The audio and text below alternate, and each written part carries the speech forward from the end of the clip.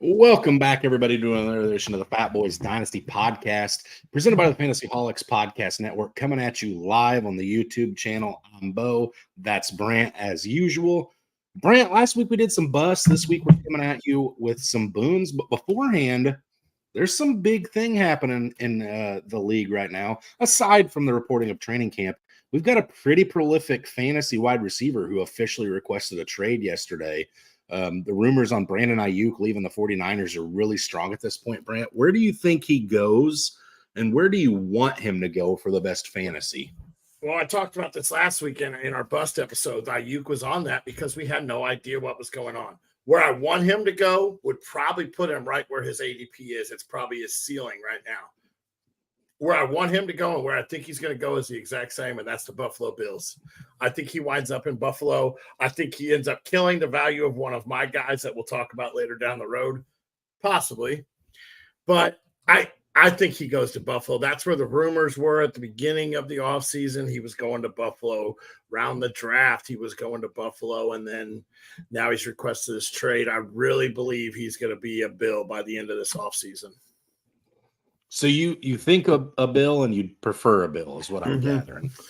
See, I think, Brant, I think he ends up being a New England Patriot is where I think he goes. I think the Bills would probably be, as far as, I don't really have a preference personally. I don't own any shares of them anywhere. I don't believe. But the Bills, I think, would give you the highest return on investment if you were to trade him, basically saying, yeah, it could be great. I don't know. Maybe I don't want any part of it. Maybe I don't trust things. You trade him. I imagine you could get a pretty good haul for him. However, I think the same could be true about buying him if he goes to New England, pairing him with Drake May, where there's nobody else on that offense that's a clear, I don't know, would anybody on that team be a clear number 2 anywhere else, realistically? I don't know. We'll have to look into that Patriots wide receiver room a little bit tighter at some point, but I think you could see an Adam Thielen-esque situation in Carolina with Brandon Ayuk in New England, where it's just one of those things where it's like, how the heck did that happen? He had 175 targets last year. A team that's going to play from behind a lot, and a team that's going to have to air it out to stay with it, especially in their division with Miami and the Jets that should be, much better this year. And then, of course, the Buffalo Bills.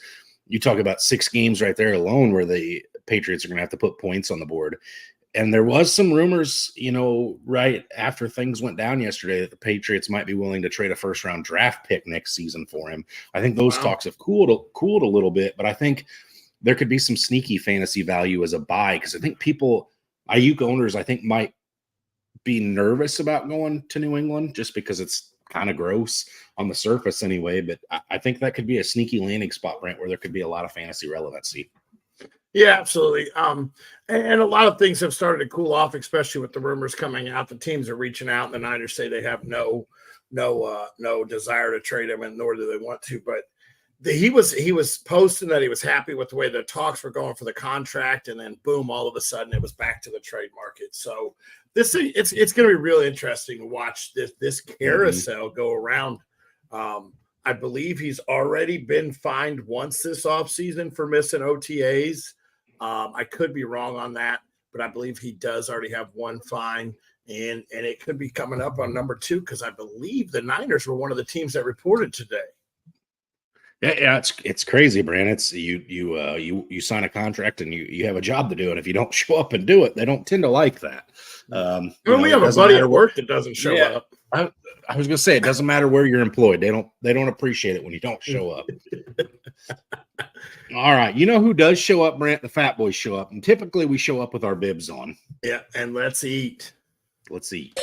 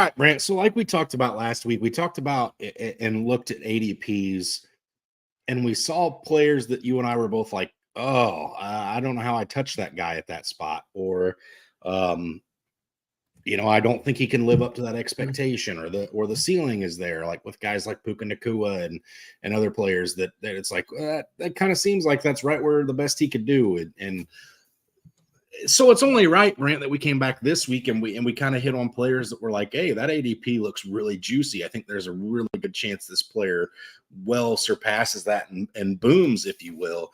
And listen, just like when we plop down in the chair at our favorite buffet, there's going to be some booms with these players, Brant.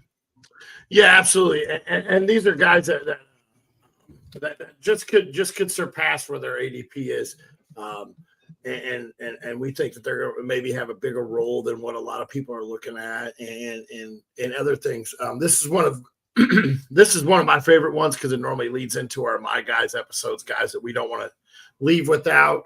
But yeah, these are guys that I really, if you dig out deep, the way I got where my guys are, you can wait on some of these guys, and I think they may return value. I know you gave me your names, but I didn't look at the ADPs. I was going to wait for you to tell me them. But yeah, so these are guys that we like, and we're tending to wait on and going ahead and grabbing them. Yeah, and again, Brant, sometimes you got to put your money where your mouth is, and I know every guy on this list I own at least in one of my dynasty leagues.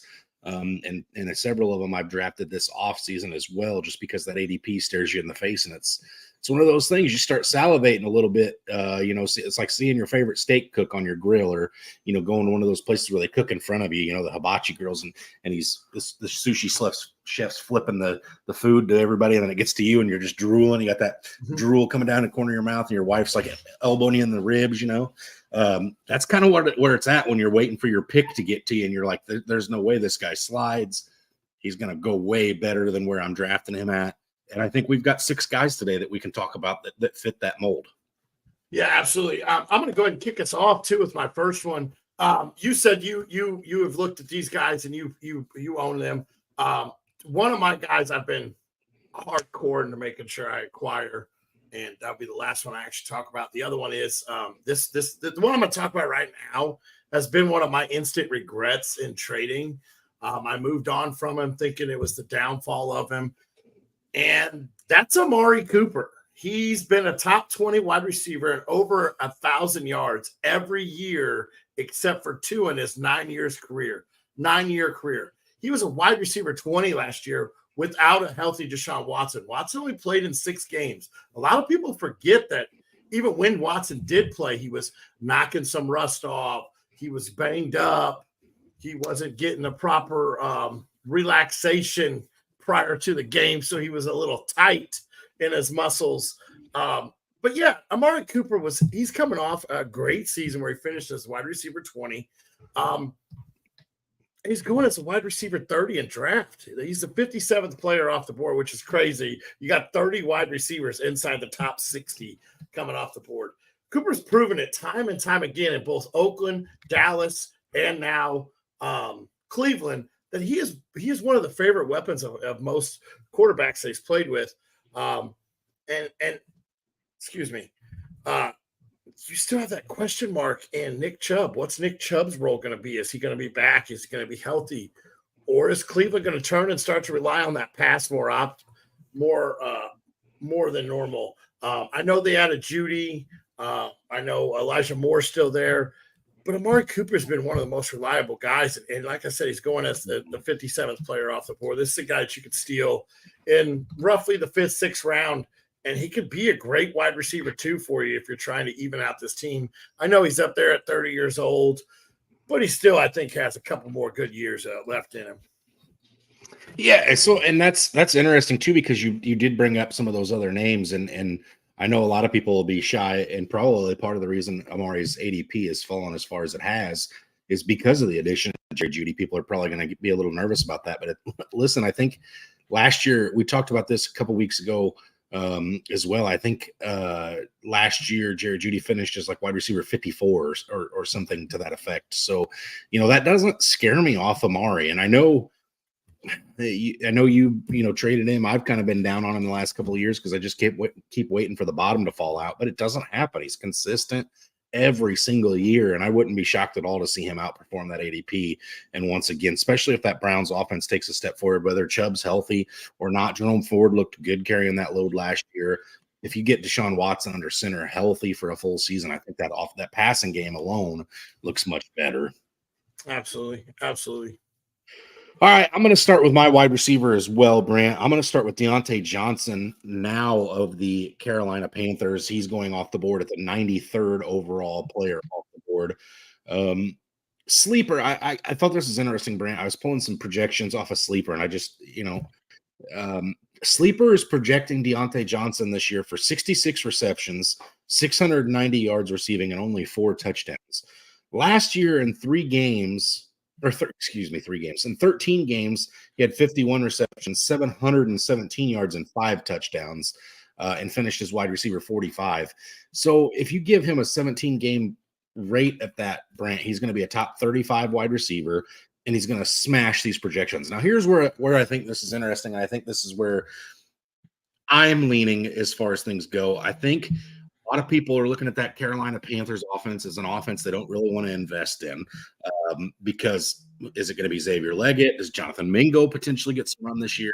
Adam Thielen looked amazing out of nowhere last year, and then you've got Jonathan Brooks. And really, I think in a redraft, in a vacuum, I don't think you touch Jonathan Brooks super late just because there's not going to be a whole lot of production early. But again, if Deontay Johnson comes in, who I think we could all agree is a bigger, stronger, faster version of Adam Thielen at their points in their career right now. If I had to look and guess which one I think is going to get 100 targets on that roster, and have somewhere around 75 receptions and 7-8 touchdowns, I think it's going to be a Deontay Johnson. I know he's probably not going to immediately supplant Adam Thielen as far as red zone work, just because of how shifty Adam Thielen is down near the goal line. But man, I just think Deontay Johnson is going to, first of all, in my opinion, Brent, he gets a big bump in quarterback play, which I'm not sure I would have said that many times last year, but Bryce Young over Kenny Pickett is, in my mind, is a big upgrade. I think there's a world that exists that you could see Deontay Johnson as a top 28 to 32 wide receiver if the touchdown equity is there. And if you're getting him at the 93rd overall player, which is somewhere in round 7, late round 7, you're talking about wide receiver 2 that late in the draft. That's pretty darn good value. Yeah, absolutely. Johnson's a guy that's really going to help out this young quarterback. With him and Thielen there, they both like to be peppered with targets. They're both great with their hands. They're very secure to throw to. And Deontay Johnson normally is just lacking touchdowns in his production. And we've talked about the new head coach there, how he got Geno running right. He got Mayfield running right. So I think Johnson's going to be a great addition to Bryce Young and his development. So I absolutely love this guy. Where'd you say his ADP was? 93. Yeah. So yeah, he's way down there. You're getting him as a wide receiver 4, wide receiver 5 guy, a guy that you could plug in if it's you're not even risking anything there. Right. So my next one is, I talked about his backup earlier, who I think could take over this backfield. Then I got to look at a little bit more, and I'm going to retrace my steps a little bit. I'm going to talk about Devin Singletary. I want to make sure I say the name right so old Bo doesn't come at me with the wrong language here. Why are we letting an RB1 on a team fall outside of the top 30 running backs? So you're telling me multiple backups are being drafted before this guy in most drafts. He's going outside the top 30. He's just 2 years removed from finishing as a top 24 back. And he's got a bunch of unproven talent. Young, they are young, but he has a bunch of young, unproven talent.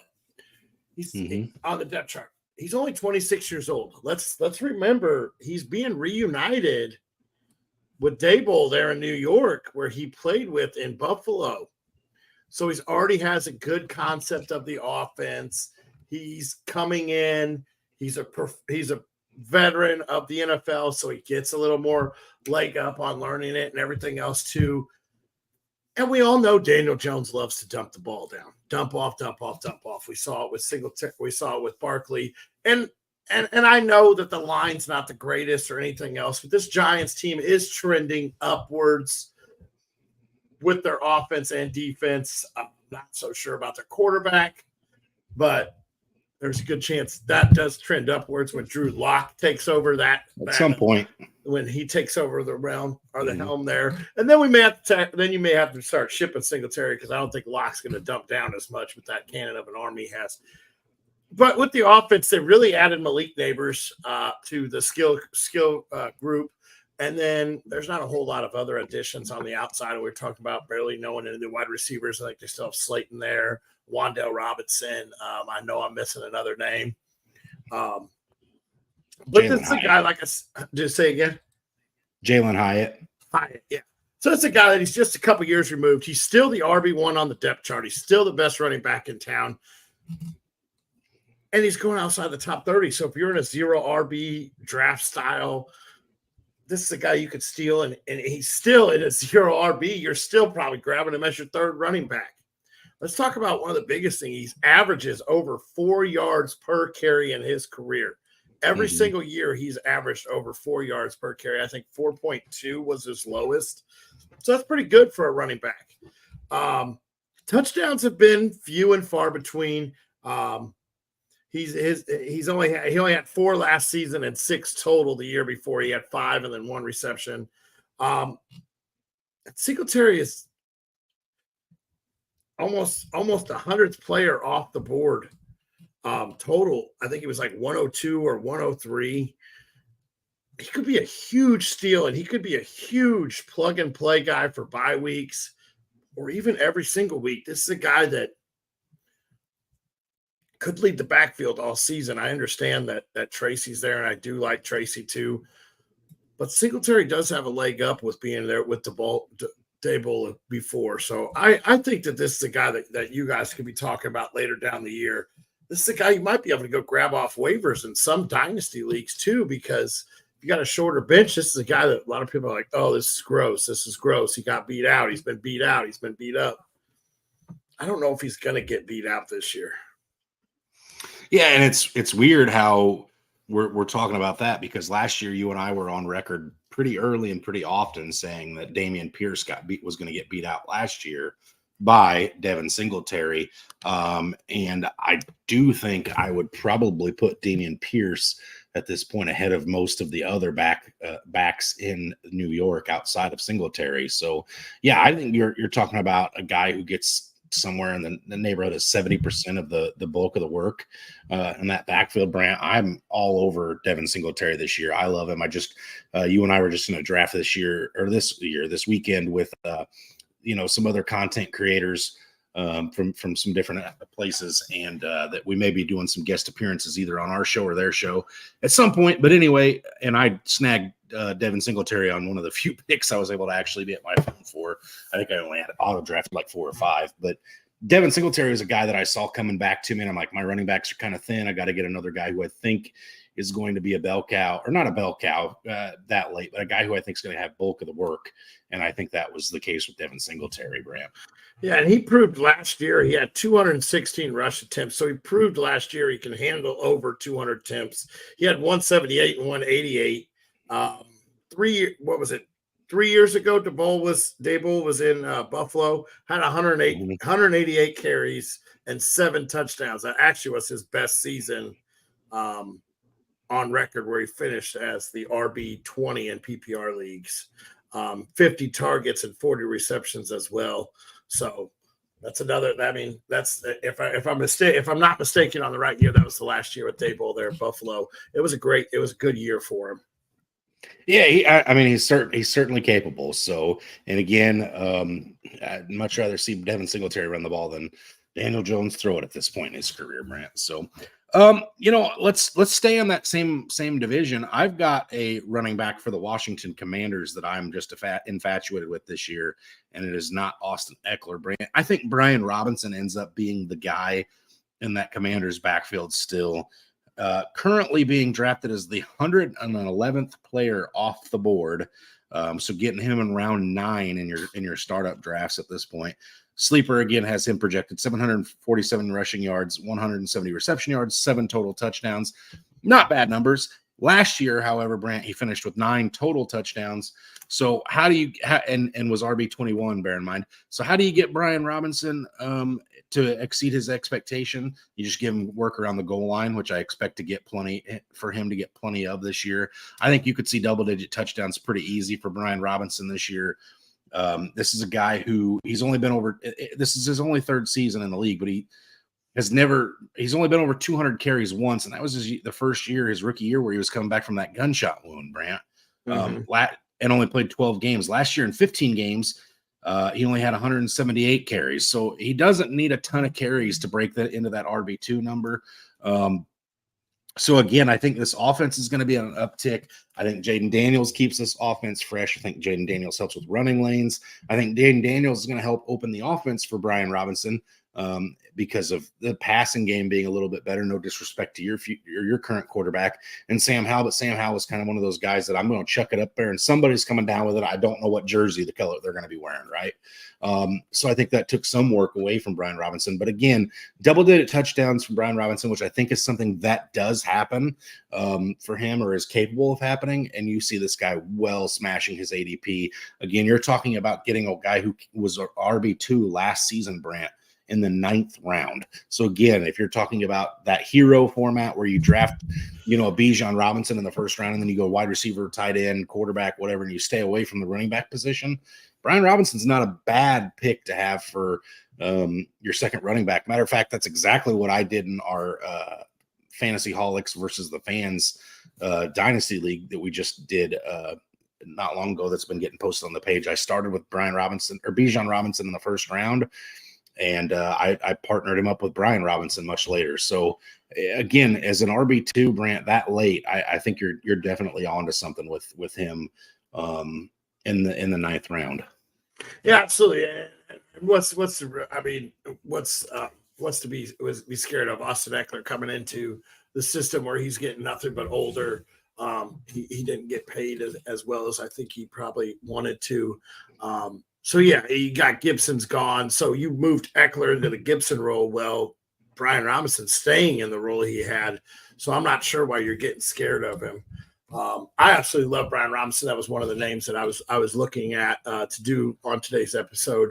But instead I stumbled upon this last one that I love. And this is going to give you a little sneak peek into, this will be my 4th, my guy, because both drafts we've done this offseason, I have made sure that he has landed on my team.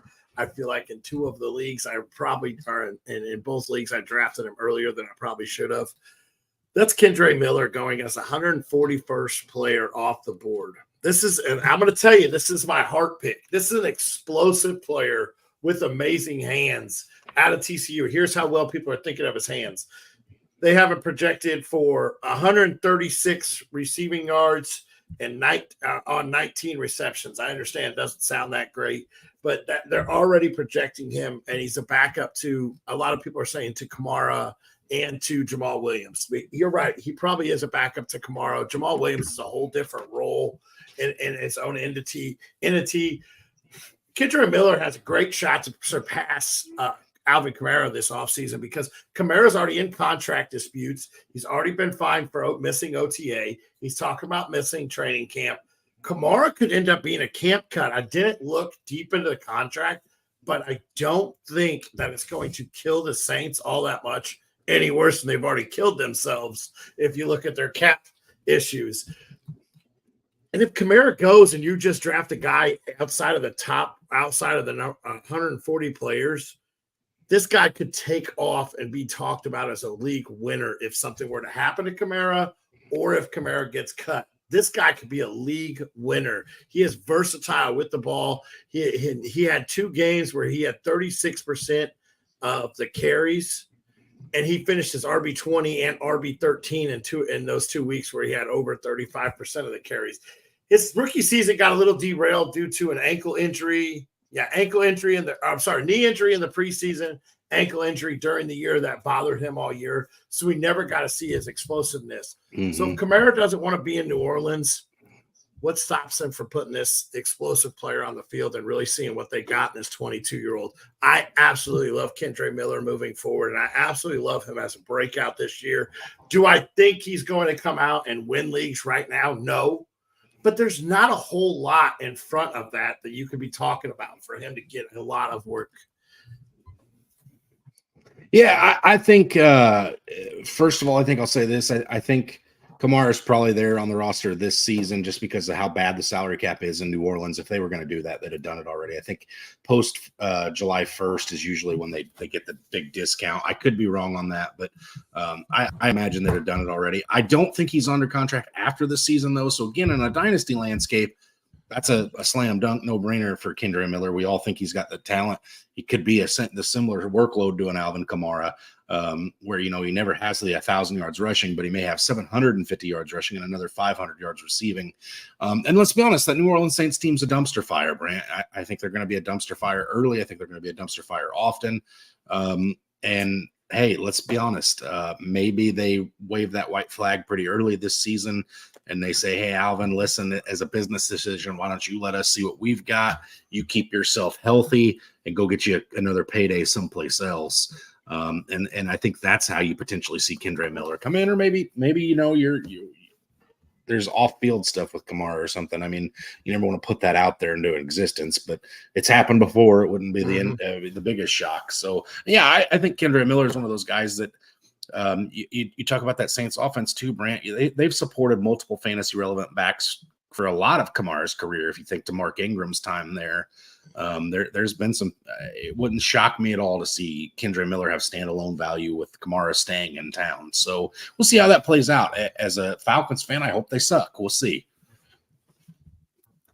All right, I'm coming at you with my last one, and Brant, this last one I wasn't sure I really wanted to do after I started writing it down and looking at the ADP, and then I saw the level of disrespect and how bad this ADP currently is. And I was like, I have to bring it up because this is a slam dunk. There's no way outside of an injury this guy finishes that bad. That's Evan Ingram of the Jacksonville Jaguars. Him and Trevor Lawrence back together again next year. The situation there is, in my mind, very similar to what it was last year. Nothing's changed really for Evan Ingram. And oh, by the way, Brant, he finished his tight end 2 last season with 114 receptions, 963 yards, and only 4 touchdowns. I think those touchdowns go up. Sleeper is disrespectful as heck. 73 receptions, 705 yards, only 4 touchdowns. What's changed in Jacksonville, Brant? I'll tell you. Zay Jones got cut and Calvin Ridley left. They brought in Gabe Davis, who's a good football player every other week. And they brought in a rookie wide receiver in Brian Thomas, who I think projects to be pretty good. But I don't think either one of those guys are on Calvin Ridley's level at this point as far as getting some kind of targets in that offense. I still think it'll be Christian Kirk on the outside initially anyway. Trevor, there's nothing there's nothing out there that has changed in Jacksonville that says, oh, yeah, by the way, he's going to have 40 less receptions, 250 less receiving yards, and the touchdowns will be the same. It's not going to happen, Brant. I don't see a world in which that happens. Trevor Lawrence got very comfortable with Evan Ingram, especially down the stretch last season. Evan Ingram was putting on a clinic on being a classic tight end, just consistent week in and week out. Mm-hmm. This is a guy that I think he's going currently as the 70th player off the board. So that's why I said initially, I'm like, well, that doesn't sound that disrespectful because it's Evan Ingram and we've been waiting on him to hit. I didn't own him anywhere, so I didn't realize how hard he hit last year, Brant. Tight end 2, and it really wasn't close. I think he outscored Travis Kelce by like 15 fantasy points. So like a full game for Kelce for him to catch up. So at this point, Evan Ingram's got to have some respect on his name. I know all of us in the fantasy landscape are getting excited by, Trey McBride and Dalton Kincaid and names of that such, Sam Laporta, who's rightfully earned it. But Brock Bowers, George Kittle going in front of Evan Ingram at this point shouldn't be happening, Brant, in my opinion. I'm not so sure you should be taking, in a win now situation, you should be taking Kincaid or McBride above him. I think those guys both have paths to be there. But, man, Evan Ingram's done it already, and nothing's changed for him. It should happen again this season. I look for Evan Ingram to smash his ADP. Even if he's a top 5 tight end, that gets him there because he's going as the 8th tight end off the board right now. That's the disrespect, Brant. Tight end 2 to tight end 8. I had him last year in one of our in my keeper league that I do with a couple buddies, and he pretty much carried my team because the rest of it wasn't doing a whole lot. His 2 seasons in Jacksonville is tight end 2, like you said, and then tight end 5 or tight end 6, depending on if you're in PPR or half PPR. This man's been phenomenal in Jacksonville, and he's a guy that you could just wait on and wait on and wait on and wait on. Let everyone else gather up the tight ends because most people don't even think about backing up tight ends. So he's going as tight end 8. So, excuse me, this guy is absolutely steel in every draft, and he's going really in that perfect round where you got him at 70. So you're in the 7th round. You've got your 2 wide receivers. Or your 2 running backs. Normally you got your 2 or 3 wide receivers. You're going, all right, do I take my quarterback? Wait a minute, Evan Ingram's sitting right here, a guy that is very consistent. He's not going to put Travis Kelce numbers up every single week, 37, 38 points, 20, 25 points, but he's going to be very consistent with his 15 to 20 points every single week. And he'll give you some big boom weeks too. I don't think I'd have to go completely back, but I don't think he really had a bust week at all last year. I think he was extremely consistent. If his bust week did happen, it was early while the offense was trying to figure it out. But everything got better for him in my mind. He's talking about how he wants to run deeper down the field, so that'll be, great for him too. You can't just guard him sitting over the middle. He's looked phenomenal in OTAs. He's looked phenomenal in any chance he's got on the field. So this is a guy that's going to be absolutely phenomenal for fantasy again this year. Let me just I went and pulled it up when you brought it up. He finished outside the top 10 5 times last year.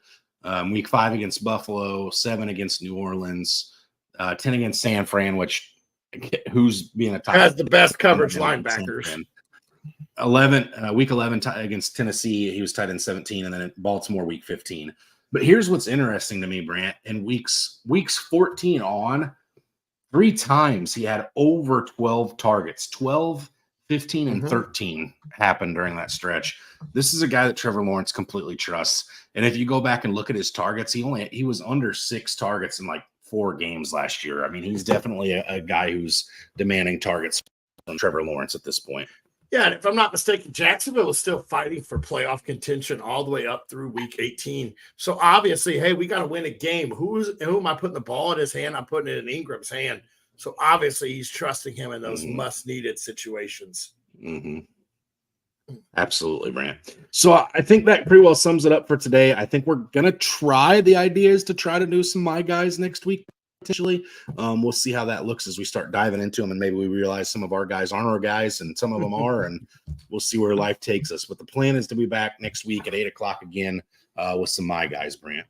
Yeah, absolutely. And then I go on vacation, so the time frame may get adjusted. You and me will discuss it. I'm going to do my best I'm on vacation for 2 weeks. I'm going to do my best to at least get 1 episode out while I'm on vacation. I'll have everything with me. You guys have seen me do it before, to where I hop on with my little Bluetooth on, and I'll get down to business if I need to. But yeah, I'm excited for My Guys. As you saw, you got a little sneak preview into one of my favorite guys to be drafted in Dynasty. I want to do something a little different. I want to put it out now before this brain stops thinking about it, because I'm going to shut it off eventually. I want to talk about a My Guy in your Dynasty drafts. So maybe a future guy that you think, but a guy that you don't want to leave Dynasty drafts without, and then a My Guy for redraft. Someone you think is going to completely – obviously we'll have 3 total, but I want one that we're really focused on. Hey, this is my guy in this year. This is my guy for the future. I want to try something a little different. Normally we just go talk about a guy. I want to talk about some future guys, since we are that Dynasty podcast show. I gave you one of mine in Kendre Miller. And I got to do some digging, because that was my guy to bring up when I started thinking about this a while ago, but I was like, we'll bring it up today. But yeah, it's going to be fun. My guy's always fun. It's probably my second favorite, up to the hot takes one. So, but as always, stay hungry. Stay fat, my friends.